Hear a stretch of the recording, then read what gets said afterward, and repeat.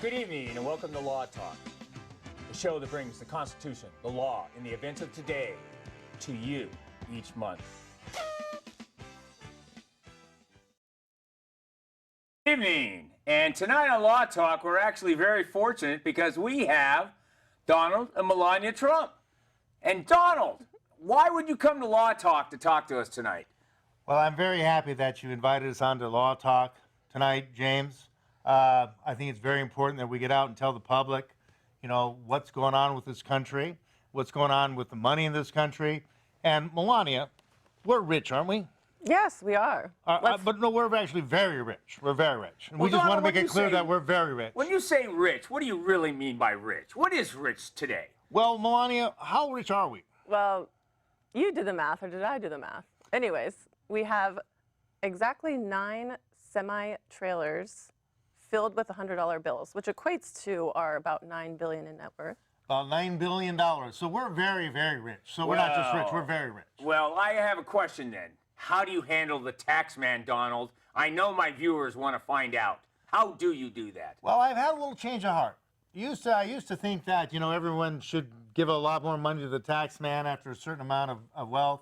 But now I think we want to power the economic engine by having some tax cuts. So I'm really talking about we ought to change the tax structure. Well, what's our numbers on that, Melania? Like over 10 million, I think we're 15%. And if you're making less than 30,000, you're in the 1 or 2% ratio. If you're making under 100,000, about 5%. So we're thinking, let people keep some of their money. Well, I have a question. Are you saying that every citizen has a responsibility to pay something into the tax code? Well, yeah, I think everybody should pay something. But I think if you look at the Revolutionary War that our founders started, right, in 1776 and all that, now what was the tax burden at that time in today's dollars? Well, I don't know. It was about $5,000 a year. That's a lot of money then. No, that's in today's money. Oh, in today's money, it's nothing. Well, no, they didn't think so. They thought it was worth starting the Revolutionary War over $5,000 a year in our money. I thought the Revolutionary War was started over the tea tax and lack of representation in London. Well, don't get me started with those tea partiers. Those tea partiers?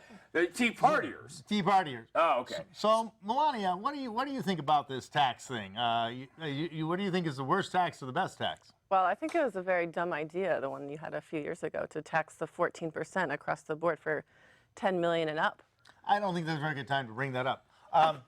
So, Jim. Well, wait a minute, Donald. I have to tell you, forward. I did do a little. I did a little background. I reviewed some of your outtakes from 1999, and it was very evident that you had indicated then, if all people that had over $10 million were taxed 14.5%, that you would be able to wipe out the national debt at that time, which, by the way, was substantially less than it is today. Yeah, I think 10 years ago the national debt was about $9 billion, and now we're getting close to 20. 9 trillion. 9 trillion. Now we're close to 20 trillion. Yeah, well, you know why. why. Which is 10,000 semi-trailers. We've also done that math. How many semi-trailers? Okay, if you take a semi-trailer, now how many cubic feet in one semi-trailer? Oh gosh, I have to 3,200. 3,200 cubic feet in every semi-trailer, and if you pile $100 bills up to fill up 3,200 cubic feet, that's one semi-trailer. That's about $2 billion in one semi-trailer, $100 bills stacked up in that semi-trailer. Well, I got a question. How many semi-trailers, $100 bills, are moving across that southern border?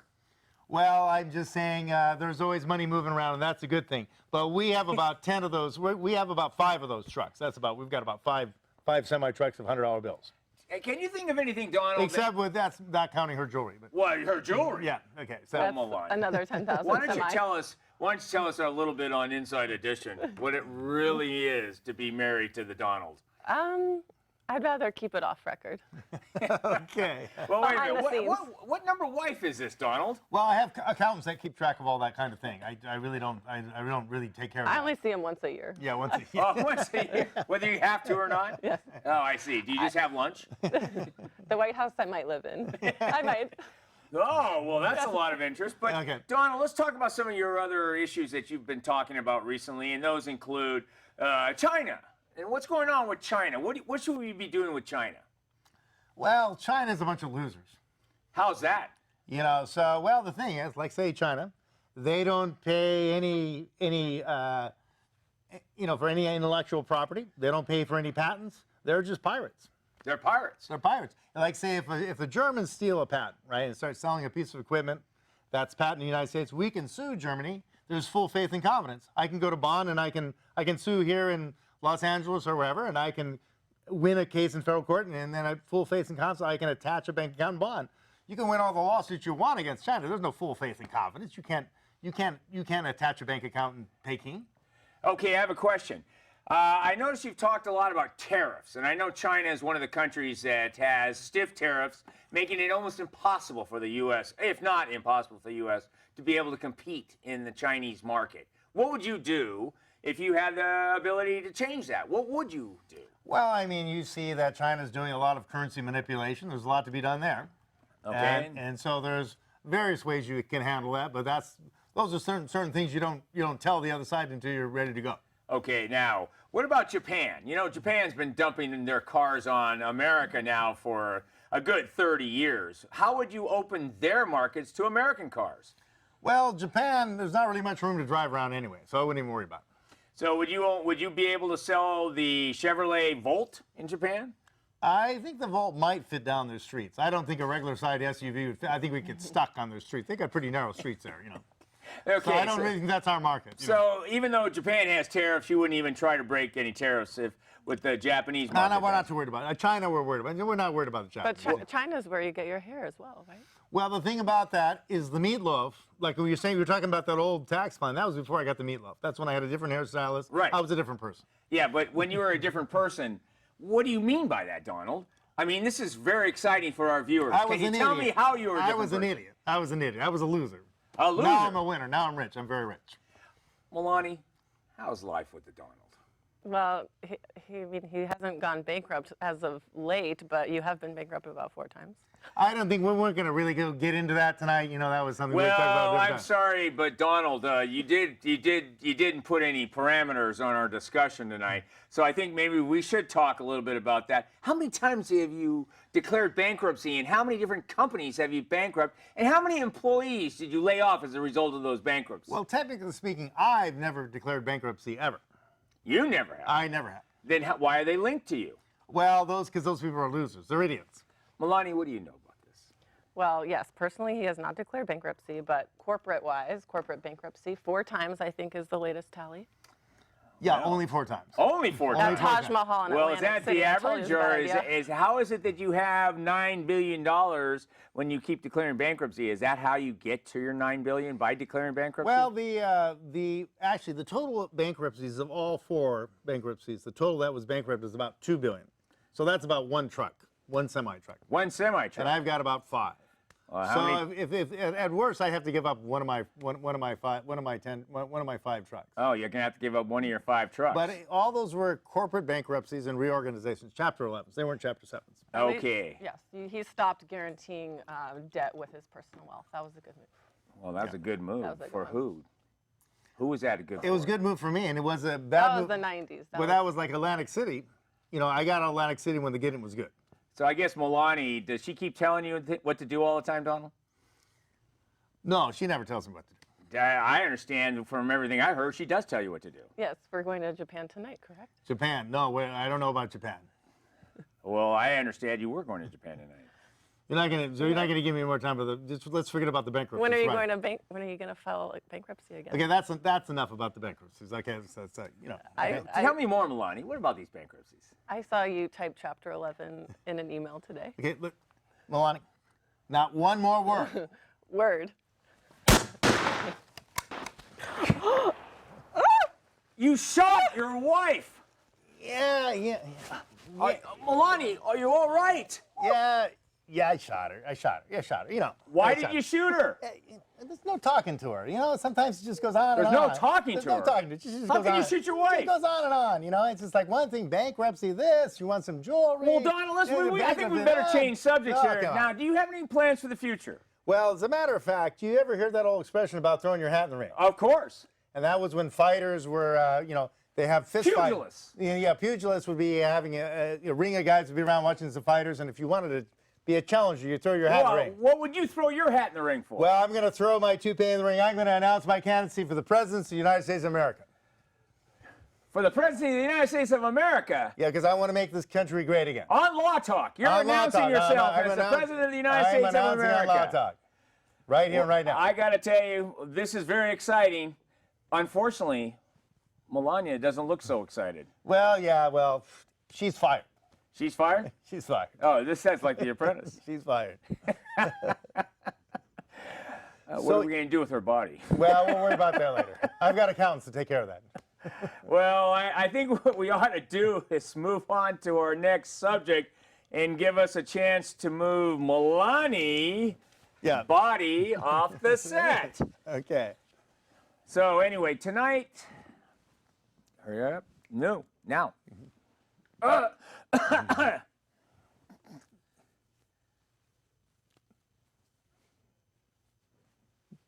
And tonight, our second segment, we're going to deal with continue the tax issues. And I'm fortunate enough to still have Mr. Trump with us. And Donald and I are going to be discussing the estate tax for different states and how you can actually save a lot of money by the state you choose to have your living and your residence parked in. Donald, can you tell me a little bit about how this works out? Well, it's kind of funny. You look state by state, and different states have different inheritance tax rates. And with generally the trend being that the red states, or the more Republican states, tend to have, be tax havens, where the blue states tend to have very high inheritance tax. Well, let me ask you about that. We have a general federal inheritance tax. Right. But you're saying that so many states have such a variety of taxes, it's actually worthwhile to shop which state you park your residence. Well, sure. Let's say you have multiple businesses in multiple states and multiple corporations in multiple states. So it depends where you might set up your corporate headquarters. It depends where you might, set up your nexus, basically, where you set up your, your focus of your business. And, you could maybe do sales in some states or do some minor things in one state, but keep, the majority of your business in a state that has lower tax rate. And you can put your residence in one of those states. Okay, so I understand that Delaware is one of the choice states to establish the nexus for corporations. In fact, Delaware seems to be the main location for many of the top companies, including Apple, right. United. The corporate law in Delaware is very straightforward. It's very predictable. Other states, it's very unpredictable what's going to happen in a corporate law. I also understand that you can, that companies set up corporations in Delaware because you can actually park money there without it being taxed. Right. There are some advantages there, but there's different places you can put money that have different tax relief. But we're talking about an inheritance tax is where you die or where your residence is when you die. So, okay, so let's talk about that. What states are some good states? Say like Texas. All the red states are pretty good tax, not only on their sales tax and state income taxes, but also on their inheritance tax. So almost across the board, they seem to match that they have lower tax rates. So has there been any proof that people are changing states based on inheritance tax? Well, the thing about it is the people who are worried about inheritance tax, in a lot of cases are people who have a net worth over $10 million. And so, it's not like a huge population shift. But if you look at the number of people in that class, that are moving, yes, you definitely see people moving assets to states with lower taxes if you're in that bracket. Yeah, I understand. There's actually was a census. In other words, it's kind of like birds flying south for the winter. South for the winter, they're flocking. Not south of the border. South for the winter. They're flocking to these lower tax states. Yeah. Because at a certain point, if you're about to retire, or if you're retired, you're maybe not going to run your business. You can really have your domicile anywhere. I mean, you're not really forced to be at a certain place where you used to run your business. Well, there's a lot of states that don't even tax Social Security. Well, right. Some states do tax Social Security. Right. And I think it benefits. I understand Florida is a good state. That's why a lot of people retire to Florida. Right. I believe also some good bankruptcy laws in Florida. Yeah, you can keep your house. No matter, there's no, like here it's $140,000 in California, right? Right. Unlimited in Florida. So your homestead exemption is basically unlimited in Florida. That means no matter what the You could have value a is. $50 million house go through bankruptcy, you still keep your house. That's incredible. Not that I know too much about bankruptcies. but- Yeah, I understand that. I don't want to cover that subject right now. We'll get there. I think Okay, wait. yeah, I know. I don't want to cover that subject. I think we've already been there. We've already been there. We've been there. Okay. Yeah, but let's go back now. So I was about to say a moment ago that I do know there's studies done about people changing states, and it's like somewhat anecdotal, but in reality, they're showing a mass exodus from a lot of the states that have high inheritance tax to states with no or very little inheritance tax. So that's already been proven in actually statistical numbers. So that's already there. So what is the benefit to any state to still have a high inheritance tax? Well, I think that, some people may have family in the state where they're going to stay anyway. They're going to take the pain, right? So I'm sure there's people in a certain situation that are going to stay anyway. Like, say, if you live in New York, very high taxes. They have commercials, we got low taxes. But really, some of the highest taxes anywhere on the planet. But people love living in New York, So in certain cases, people will sacrifice that money because either they have family or they just love that city, or for one reason or another, they'll take that economic hit. But as a general trend, that aside, those exceptions aside, most of the money is leaving the blue states and being invested in the other states. Yeah, well, and I'm not only talking about. Where do you keep your money, Donald? Okay, I keep my money in my semi-trailers, and Melania's in charge of that. My accountant's in charge of that. So yeah, Melania, I don't think she'll be in charge of that much more. No, she's fine. No, but anyway, she'll be fine. Yeah, I understand. She's a trooper. She's tough as she's tough as nails. She's tough as nails. Yeah, that's what I understood. She's gonna be fine. But anyway, let's go back to this. States like California got to be some of the highest inheritance tax states. And you die in California, you might as well just be saying, "Come and take it." Yeah, it's true. And also, with capital gains have gone up, and then you basically got what you call double or triple taxation. So by the time you pay your inheritance tax, you might be in 105% of what you made. Well, it's good thing there's. Okay, now I do know that if you're in categories right now, the federal inheritance tax doesn't even kick in until after $5 million. Well, it's for a couple, 10.25. Yeah, exactly, 10.5, and that's for the federal. But the state is the one you really have to look out for. And now you're talking about the capital gains tax. Yeah. So you're talking about capital gains on the assets that you may inherit. Well, let's just say, for example, let's say your parents bought a house years ago for $100,000, they sell for $1 million, you get $900,000 in capital gains. And let's say that's taxed at a 45%, inheritance tax. Okay, so you've got, $450,000. Okay, and then you got to pay a 25% to capital gains on that. You can see that you're down to you're down to 350 now. So quickly gets whittled down. So I mean, there's taxes on both sides. When the people inherit, they still have to pay capital gains on the amount that increased. Someone's got to pay that capital gains. It doesn't disappear just because someone dies. Well, I wish it would disappear. That would be nice. Yeah. Well, actually, it's getting bigger. It used to be 15%. Now it's 23.5%. Yes, I do understand. Because Obamacare or Obama, I don't care, whatever it is. Obama doesn't care about that 7.5%. But they may change the rest of the law, but they'll keep the tax. Well, you know that we've talked about this. No, the thing is that even if they revoke Obamacare, they're going to keep the tax raise. That's for sure. I think what we have to do is we have to start looking at our next subject tonight. And can you tell us what the next subject is tonight? Well, we're talking about Switzerland. Switzerland. The skiing capital of the world. And there we've got her. She's back. And I told you she's a rock. It's like she's a rock. Tough as nails. Oh, yeah, very good to see you. Tough as nails. Very good to see you. The thing is, I bought this thing in China. Yeah, that's the problem.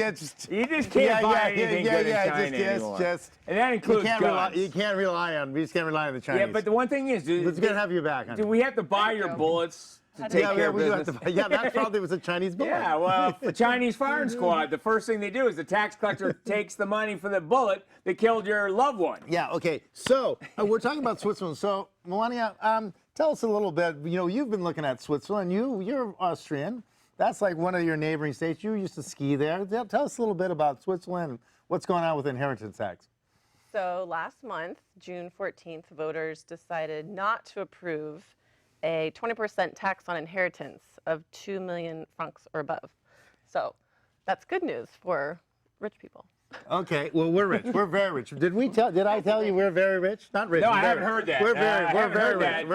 We're the Trumps. I haven't heard that before. We're very rich, right? Yes. Well, it's also good for businesses because the theory is that when the beneficiaries inherit these businesses after their parents die, the owners of the business, they wouldn't be able to pay this tax. So then they would either have to sell off the business, bankrupt, who knows? Or they have to take loans on it. Yeah, in fact, I did read a lot about the voting. It was up 71% against the inheritance tax.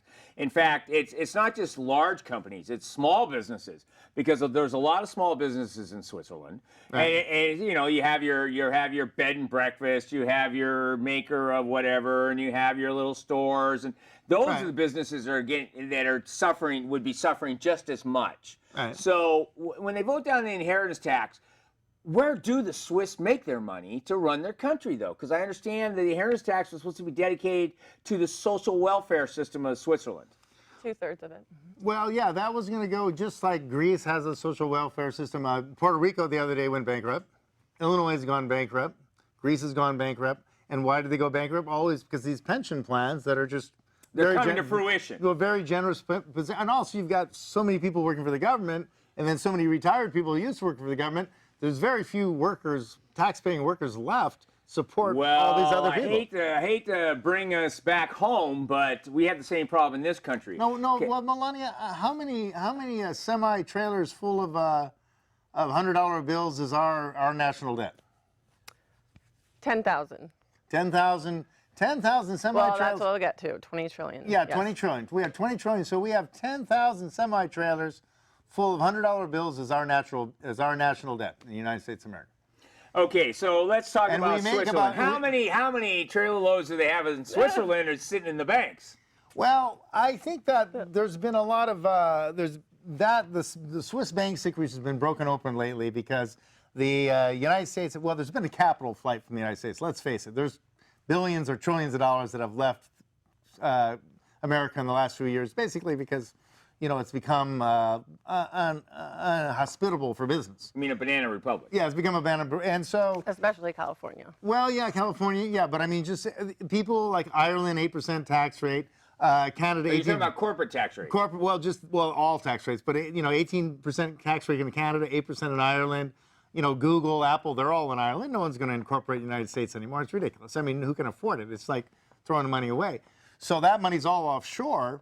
And what happened is because so much money's leaving or not coming back, you know, the recent administration has started really going after people who have foreign bank accounts. Well, that's why they went to Switzerland, and they actually forced the banks in Switzerland to open their records. And they did that through the IMF, I believe, the International. Well, also the IRS. Right now, if you look at Tina Turner. Tina Turner marries a very rich European. And then they want to look at all his accounts. Not only do they want to look at all his accounts, but they want to look at every account in every bank that he has some money in. And so basically, the Americans now are the lepers of the economic world. If you're an American and you want to open a bank account in Europe, they don't want to talk to you because it just means that, you know, the IRS is going to be all over everybody. So basically, we've been ostracized from the international trade just because our government it's kind of like the Berlin Wall, right? You know, the Russians wanted to keep people from jumping over the wall, and the Americans trying to keep rich people from jumping over the wall. The other way. Yeah, but trying to get out, yeah. Well, let's go back to Switzerland here for a minute, because I want to know if banking, Switzerland... They make their money banking. Okay, they make their money banking. But you said, Melania, a moment ago, that 2/3 of the money that they tax goes to social welfare programs. That's what this new law would have gone towards. Well, what pays for those programs today? I think it's a pension plan that's set up through, 2020. So there already is a system in place. I think that's why people were confused that this law was even there, because there is money that is going to go hit the pension. I think a proponent of an argument, the proponents behind this law having been passed are just upset that there really isn't a good distribution of wealth across Switzerland. I think it's 2% of the Swiss population is worth as much as the rest of the country combined. Well, so I'm gonna have to say it sounds like a capitalistic system, and unfortunately we have the Marxism creeping around the world. No, but right I mean, now, if you look at people say America's the richest country in the world, that's ridiculous. Okay, Americans are broke. If we were in a boat, the water would be up to the gunwales, and we're sinking. I mean, we're up to our knees in water. And if you look at how many semi trucks full of $100 bills is our unfunded liabilities, Melania? Oh gosh, I have this number somewhere. Let's see. I lost it. I'm It's sorry. 100,000. I think it's 100,000 Oh, it's not the trucks. 10,000 at 20 trillion. Yeah, it's it's I have another 100,000. zero. Yeah, it's 211 trillion is our unfunded liabilities. And so basically, if you look at our cash flow sheet, basically our boat's at the bottom of the ocean. The Swiss have about a 15%. They are at about a 50% debt to capital ratio. Right. We're at 100%. We're right at 2020 and 2020. Yeah, so we're well, broke. isn't that when you start getting to that 100% level that you're about ready to go to a Greece standard? Well, Greece is 150. 150. And I think Puerto Rico was in the 120. Illinois, I'm not sure. Illinois is up in that area yeah, too. well, I got a question. I think you have to What are you supposed to do with unfunded liabilities? You better figure out a way to fund them. Well, that's the thing, or you figure out how to modify that contract. What's happening is generally what happens is it's kind of a black hole. You fund them more, then they get bigger. You can never fund something because, as I think the human services person said under this administration, is like, how much is enough? And she said, there's never enough. Well, of course, there's never enough. There's never enough. Never enough. Free money. You can never get more free money. So Yeah, but I want free money. yeah, everyone does. We all do. But see, unfortunately, that's not a responsible way to run a country. Well, I'm just saying that when you look at the United States, people say we're the richest country in the world. That's just not true. We're broke. Well, then what would you do if you were president? Well, I think the main thing we've got to look at to make the country great is to start putting people to work. Okay, it's fine that they get some assistance or even Social Security. Now, there's some people that can't work. They're very young. They're very old. They're sick or they have some kind of disability. Of course, they can't work, right? And but then you have a lot of people that just want to work in the United States of America, and they can't get jobs. They just can't get jobs. There's not enough jobs to go around. And so what the government's been doing lately is we'll make more government jobs. But the thing is, government jobs use more money than they really produce. Let me give you an example. Let's say you see somebody building a road, and you say, and then you've got 20 guys, they say you got 100 guys out there with shovels. And you go, why don't you use a bulldozer? You'd be done in a half hour. And the guy goes, it's a job program. We want to employ as many people as we can. Well, in that case, why don't we give everybody spoons? So what the United States is everybody's got a spoon, and we're spooning away. Okay, we're working on that highway with spoons. Is that where we're going with so that? the United States has become a nation of spooners, right? Instead of bulldozers, we're using spooners because the bulldozers are bad for the global Wait a warming. minute, isn't Greece's biggest problem is that they had so many people on the government payroll welfare system? A lot of spooners, a lot of spooners going on. But that's where you go. That's where you start adding up to 150%. No, but I mean the thing is, you have a lot of people working, but not much wealth being produced, not much production. You can have a lot of people spooning little pieces of. It's just like we have, the present administration. I'm not going to say anything against it. God bless the soul. I love Obama, But the thing is, the boat's sinking, and he's bailing the boat out with a spoon, saying, "Oh, we're going to teacup." a teacup." TARP money. That's not going to be enough. You can raise taxes like the 7% of your capital gains. That's not unless you start pumping the boat out, unless you start really having some economic growth. The boat's going to sink. The boat's sinking right now. The question is how to keep it I think tonight, I want to keep the boat from sinking. I want to keep the boat from sinking, but I have to thank you both for coming in and James, gracing Law Talk with glad your to have you on the presence. show. And I got to tell you something, for all of us at Law Talk, we really appreciate your time, Mr. Trump. We wish you the best in the election, and we certainly hope that if you are elected, you can put the ship on the right course and protect us all. Okay, Jim, and I hate to tell you this, but you're fired. No, just kidding. Can we call it a yacht instead? We'd rather have a yacht. Yeah, how many truckloads does that take? Yeah, it's about the same cubic feet, actually. It's about the semi-truck. One of our yachts is about 3,200 cubic feet.